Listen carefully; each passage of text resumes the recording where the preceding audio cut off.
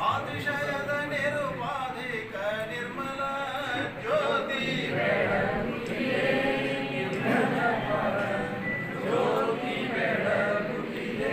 ಶಿವಧರ್ಮನಾಳ ವ್ಯಂತ್ಯೋಬ ಕಂಬದ ಮೇಲೆ ಸುವಿವೇಕ ಹೃದಯಾಬ್ಜ ಪ್ರಣತೆಯೊಳು ಸವೆಯದ ಸದ್ಭಕ್ತಿ ರಸ ತೈಲ ತೀವಿದ ಪ್ರವಿಮಲ ಕಲೆಯೊಂಬವಂತಿ ಬಿಡಿದು ದಿವ್ಯ ಜ್ಯೋತಿ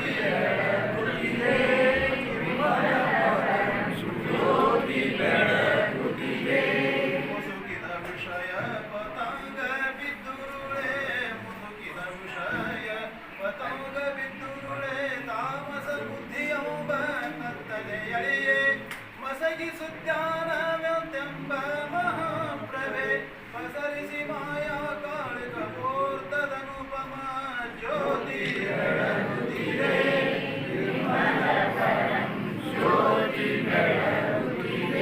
ಗಣವಾಕಾರದ ಗುಣಮೂರು ಮುಟ್ಟದೆ ಗಣನೆ ಗತೀತಾರ್ಥವೆನೆ ತೋರುವ ನಮ್ಮ ಜಮಖಂಡಿಯ ತಾಲೂಕು ಆಡಳಿತ ಭವನದಲ್ಲಿ ಹೇಮರೆಡ್ಡಿ ಮಲ್ಲಮ್ಮನ ಜಯಂತಿಯನ್ನು ನಾವೆಲ್ಲರೂ ಕೂಡ ಶ್ರದ್ಧಾಭಕ್ತಿಯಿಂದ ಆಚರಣೆ ಮಾಡ್ತಾ ಇದ್ದೀವಿ. ಈ ಒಂದು ಸಂದರ್ಭದಲ್ಲಿ ಉಪಸ್ಥಿತರಿರುವಂಥ ನಮ್ಮ ಜಮಖಂಡಿ ಮತಕ್ಷೇತ್ರದ ಶಾಸಕರು ಆದಂಥ ಸನ್ಮಾನ್ಯ ಶ್ರೀ ಜಗದೀಶ್ ಗುಂಡೇಮಠ ಅವರೇ ಮತ್ತು ತಹಸೀಲ್ದಾರ್ ಆದಂಥ ಸದಾಶಿವ ಮುತ್ತೂರಿ ಅವರು, ಸಮಾಜದ ಅಧ್ಯಕ್ಷರು ಆದಂಥ ಕುಡಿಯಣ್ಣ ಅವರೇ, ಡಾಕ್ಟರ್ ರೆಡ್ಡಿ ಅವರೇ, ಅವರಿವರಲ್ಲದೆ ಸಮಾಜದ ಎಲ್ಲ ಹಿರಿಯರೇ, ತಾಯಂದಿರೇ, ಸಹೋದರ ಸಹೋದರಿಯರೇ ಹಾಗೂ ಎಲ್ಲ ಮಾಧ್ಯಮದ ಸ್ನೇಹಿತರಿಗೂ ಕೂಡ ನಾನು ಈ ಸಂದರ್ಭದಲ್ಲಿ ನಮಸ್ಕಾರಗಳನ್ನು ತಿಳಿಸಲಿಕ್ಕೆ ಬಯಸ್ತೀನಿ. ಭಾಳಷ್ಟು ವಿಚಾರಗಳನ್ನು ಈಗಾಗಲೇ ನಮ್ಮ ತಹಸೀಲ್ದಾರರಾಗಲಿ ಮತ್ತು ಶಾಸಕರು ಈಗಾಗಲೇ ಸವಿಸ್ತಾರವಾಗಿ ತಿಳಿಸಿಕೊಟ್ಟಾರೆ. ಹೇಮರೆಡ್ಡಿ ಮಲ್ಲಮ್ಮ ಅವರು 14ನೇ ಶತಮಾನದಲ್ಲಿ ನಮ್ಮ ಈ ಒಂದು ಸಮಾಜದಲ್ಲಿ ಒಂದು ಒಳ್ಳೆಯ ಸಂದೇಶವನ್ನು ಕೊಡುವಂಥ ಕಾರ್ಯವನ್ನು ಮಾಡಿದರು. ಈಗಾಗಲೇ ಶಾಸಕರು ಹೇಳಿದ ಹಾಗೆ ಸಾಕಷ್ಟು ಕಷ್ಟಗಳನ್ನು ಅನುಭವಿಸಿರ್ತಕ್ಕಂಥದ್ದು, ಅತ್ತೆ ಕಾಟ ಆಗಿರ್ಬೋದು, ಮೈದನಿ ಕಾಟ ಆಗಿರ್ಬೋದು, ರಿಗಣಿಯವರಾಗಿರ್ಬೋದು, ಇವೆಲ್ಲವನ್ನು ಕೂಡ ಬಹಳ ತಾಳ್ಮೆಯಿಂದ ಸಹಿಷ್ಣುತೆಯಿಂದ ಇದ್ದು ಅವರು ಮನಸ್ಸನ್ನು ಪರಿವರ್ತನೆ ಮಾಡುವಂಥ ಶಕ್ತಿಯನ್ನು ಹೊಂದಿರತಕ್ಕಂಥವ್ರು ಹೇಮರೆಡ್ಡಿ ಮಲ್ಲಮ್ಮ ಅವರು ಅಂತಕ್ಕಂಥ ಮಾತನ್ನು ನಾನು ಈ ಸಂದರ್ಭದಲ್ಲಿ ಹೇಳಿಕ್ಕೆ ಬಯಸ್ತೀನಿ. ಈ ಒಂದು ಸಂದರ್ಭದಲ್ಲಿ ನಾವು ಅರ್ಥ ಮಾಡ್ಬೋದೇನಪ್ಪ ಅಂತಂದ್ರೆ ಇವತ್ತಿಗೂ ಕೂಡ ಕಷ್ಟಗಳು ಎಲ್ಲರಿಗೂ ಅದಾವೆ, ಯಾರಿಗೂ ಇಲ್ಲ ಅಂತೇನಿಲ್ಲ, ಕಷ್ಟಗಳು ಅದಾವೆ.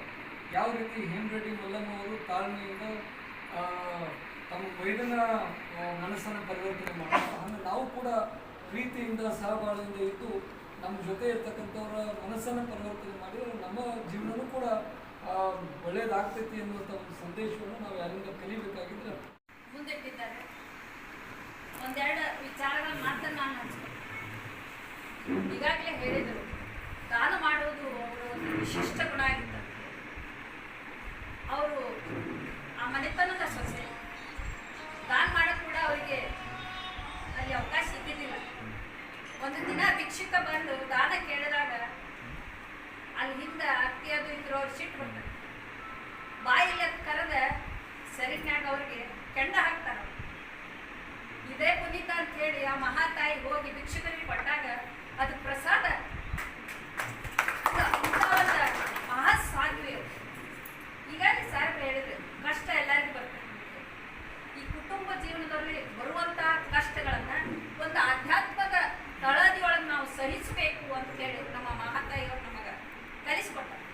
ಅದೇ ರೀತಿ ಒಂದು ಕುಟುಂಬದ ಜವಾಬ್ದಾರಿ ಒಳಗೆ ವೈನಿಯಾಗಿ, ಅತ್ತಿಗೆಯಾಗಿ ಯಾವ ರೀತಿ ಭೋಗಿಯಾಗಿದ್ದವನ್ನ ಯೋಗಿಯಾಗಿ ಪರಿವರ್ತನೆ ಮಾಡಿದ್ರು ಅನ್ನೋದು ಒಂದು ದೊಡ್ಡ ಕೀರ್ತಿ. ಆಮೇಲೆ ಇಡೀ ಸಮಾಜಕ್ಕೆ ಬಹಳಷ್ಟು ತ್ರಾಸ ತಗೊಂಡಿದ್ರು. ಆದರೂ ಅವರು ದೇವ್ರು ಬಂದು ನಿಂತಾಗ ಹೇಳಿದ್ದೇನೆಂದ್ರೆ, ನನ್ನ ಸಮಾಜಕ್ಕೆ ಎಂದೂ ಬಡತನ ಬರಬಾರ್ದು, ಇವ್ರು ಎಂತೂ ಅಭಿವೃದ್ಧಿ ಆಗಲಿ, ಇವ್ರಿಗೆ ಬಂಗಾರ ಎಂದೂ ಕಡಿಮೆ ಆಗಬಾರ್ದು ಅಂತ ಕೇಳ್ಕೊಂಡವ್ರು. ಸ್ವತಃ ಪತಿನೇ ಬಂದು ಬರಮರೆಡ್ಡಿ ಅವರು ಮನೆಯಾಗಿನವ್ರ ಮಾತು ಕೇಳಿ